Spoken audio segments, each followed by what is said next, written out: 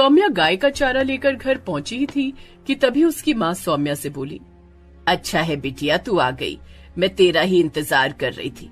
कल से तुझे खेत से चारा लाने की कोई जरूरत नहीं। ये क्या कह रही हो माँ? अगर मैं चारा नहीं लाऊंगी तो फिर हमारी गैया खाएगी क्या? बिटिया तेरे पिताजी ने तेरा ब्याह तय कर दिया है। हाँ, ये क्या कह रही हो माँ? बगैर देखे मुझे किसने पसंद कर लिया?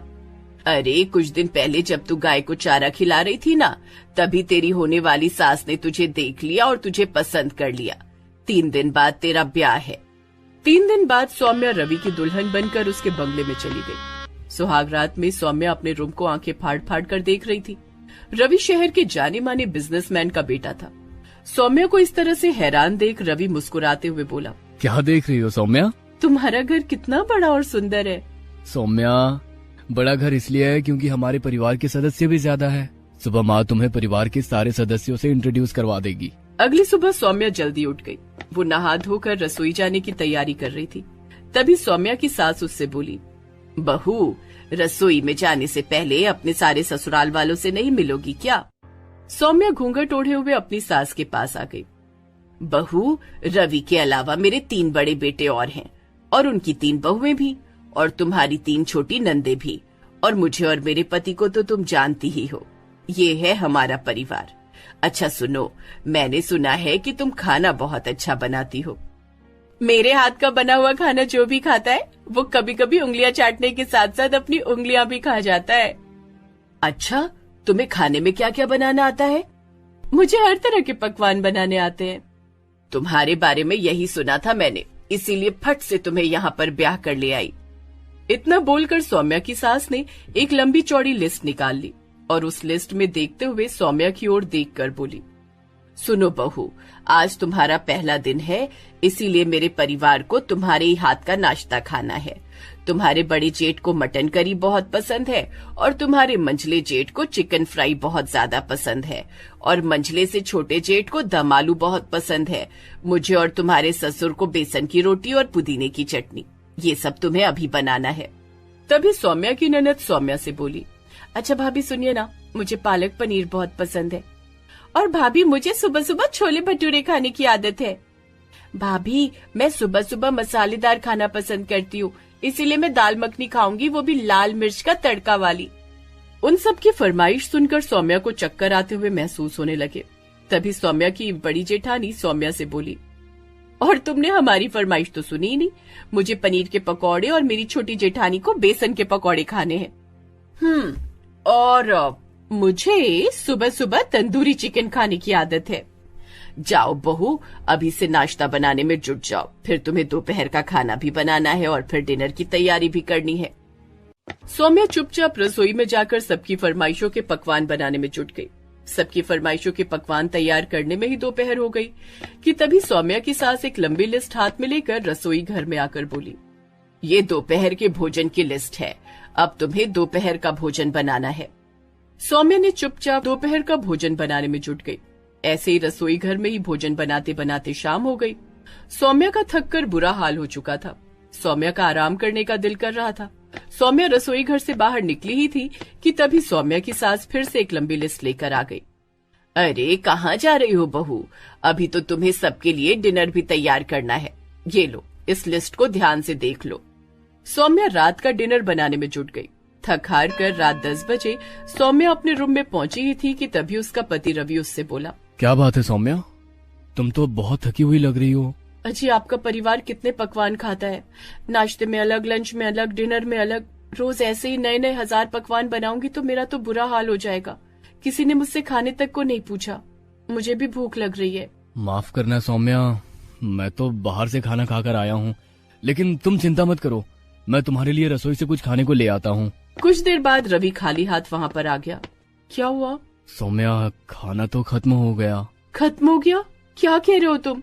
सुबह के 7 बजे से रात 10 बजे तक खाना ही बनाया है मैंने, और सब खत्म हो गया। उस रात सौम्या गुस्से से भूखी सो गई। अगली सुबह सौम्या फिर से सबकी फरमाइशों के पकवान तैयार करने में जुट गई। ऐसे ही कई दिन चलता रहा। कुछ दिन बाद सौम्या अपनी तीनों जेठानियों के पास आकर बोली, मैं सुबह से लेकर शाम तक खाना बनाने में ही लगी रहती हूँ, क्या आप लोग मेरा हाथ नहीं बटा सकती? हाँ, अपना मुंह बंद कर। अरे तुझे खाना बनाने के लिए यहाँ पर लाए हैं, वरना तुझ में क्या लाल जड़े थे? कभी सोचा है तू झोपड़पट्टी में रहने वाली इस बंगले की बहू क्यों बनी? अरे इसलिए क्योंकि हमें एक खाना बनाने वाली की जरूरत थी जो हमें बढ़िया बढ़िया खाना खिला सके। सौम्या चुपचाप अपनी आंखों में आंसू लिए हुए रसोई घर में चली गई और रोते हुए अपने आप से बोली, अब समझ आया ये लोग मुझे यहाँ पर किसी 5 स्टार होटल की नौकरानी बनाकर लाए हैं। इतना बोलकर सौम्या रोते रोते खाना बनाने लगी। सौम्या दिन ब दिन कमजोर होती जा रही थी क्योंकि वो जितना भी खाना बनाती उसे रात में भूखा ही सोना पड़ता। एक दिन सौम्या सो रही थी कि तभी उसके कानों में एक बच्ची की आवाज टकराई, माँ हम बहुत थके हुए और भूखे हैं। सौम्या अचानक उठकर बैठ गई। ये बच्ची की आवाज कहाँ से आ रही है? तभी दूसरी बच्ची की आवाज सौम्या के कानों में टकराई, माँ आप दिन भर भूखी काम करती हो, तब हमें भी थकान होती है और भूख भी लगती है, हम भूखे हैं माँ। सौम्या घबराकर उठकर बैठ गई और अचानक बेहोश हो गई। तभी रवि सौम्या को तुरंत अस्पताल लेकर चला गया। डॉक्टर सौम्या को चेक करते हुए रवि से बोला, देखिए घबराने की जरूरत नहीं है सर, आपकी पत्नी प्रेग्नेंट है। इनके गर्भ के अंदर 2 जुड़वा बेटियां हैं जो कि बहुत कमजोर हैं। इनके खाने पीने का ध्यान रखिए और इन्हें आराम कराइए। रवि सौम्या को घर पर लेकर आ गया। डॉक्टर की बात सुनकर सौम्या समझ गई कि कल रात जो बच्चियां उससे बात कर रही थीं, वो दरअसल उसके गर्भ में उसकी बेटियां ही थीं। सौम्या अपनी सास से बोली, माँ जी डॉक्टर ने मुझे आराम करने की सलाह दी है और साथ ही साथ खाली पेट नहीं रहने की भी सलाह दी है। अरे तो हमने तेरे कौन से हाथ रोके हैं खाने के लिए? माँ जी मैं दिन भर खाना ही बनाती हूँ, मगर मुझे रात में भूखा ही सोना पड़ता है और दोपहर में तो खाने का समय ही नहीं मिलता। देख बहू, हमारे लड़के के लिए एक से बढ़कर एक बड़े घराने के रिश्ते थे, मगर हमने तुम्हारे जैसे गरीब घर में रिश्ता करके तुम्हारे ऊपर एहसान किया है।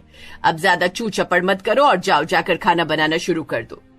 रात को सौम्या अपने बिस्तर पर लेटी हुई थी कि तभी उसके कानों में उसकी दोनों बेटियों के रोने की आवाज टकराई। माँ हमें बहुत तेज भूख लग रही है, अगर हमें कुछ खाने को नहीं मिला तो हम तड़प तड़प कर मर जाएंगे। माँ भगवान के लिए कुछ खा लो, अगर तुम नहीं खाओगी तो हमारे पेट पे खाना नहीं पहुँचेगा। सौम्या तड़पते हुए अपने पति रवि को सारी घटना बताते हुए बोली, मैं सच कह रही हूँ, मेरी बेटियां मुझसे बात कर रही हैं, जाओ जाकर बाजार से ही कुछ ले आओ। पागल हो गई हो सौम्या, ये सब तुम्हारे दिमाग का वहम है, सो जाओ। अगली सुबह जब सौम्या की आंख खुली तो वो बेहोश होकर गिर पड़ी। रवि तुरंत सौम्या को अस्पताल लेकर चला गया। सौम्या को देखकर डॉक्टर रवि से बोला, मैंने आपसे कहा था ना कि इनके खाने पीने का ध्यान रखिए, मगर इनका चेहरा देखकर लग रहा है जैसे ये काफी दिनों से भूखी हैं और इनकी दोनों बेटियां अब इस दुनिया में नहीं रही। हमें इमीडिएटली इनका ऑपरेशन करना पड़ेगा, नहीं तो इनकी जान भी जा सकती है। डॉक्टर कैसे भी करके मेरी पत्नी की जान बचाइए, नहीं तो मेरे परिवार को भोजन बनाकर कौन खिलाएगा। सौम्या को ऑपरेशन हो गया। सौम्या को पता लग चुका था कि उसकी दोनों बेटियां अब इस दुनिया से जा चुकी हैं। ठीक होने के बाद रवि सौम्या से आकर बोला, चलो सौम्या, घर पर सभी तुम्हारा इंतजार कर रहे हैं। मैं घर जाने से पहले कहीं और जाऊंगी। सौम्या चुपचाप पुलिस स्टेशन चली गई और सारी घटना महिला एसएसपी को बताते हुए बोली, उन सबको गिरफ्तार कर लीजिए, वो सब मेरी जुड़वा बेटियों के कातिल हैं। काश अगर तुम पहले ये सब आकर बता देती तो तुम्हारी दोनों बेटियां जीवित होती। महिला एसएसपी पुलिस बल लेकर सीधे सौम्या के घर पर पहुंच गई और उसके सारे ससुराल वालों को अरेस्ट करके लॉकअप में डाल दिया। लॉकअप में रवि सौम्या से बोला, सौम्या ये तुम क्या कर रही हो? मैं तुम्हारा पति हूँ। तुम पति नहीं जल्लाद हो, तलाक का नोटिस तुम्हें जेल में मिल जाएगा।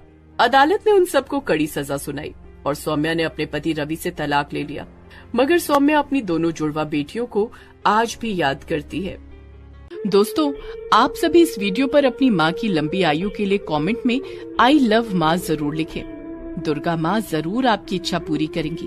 और हाँ, इस वीडियो को लाइक जरूर कीजिएगा।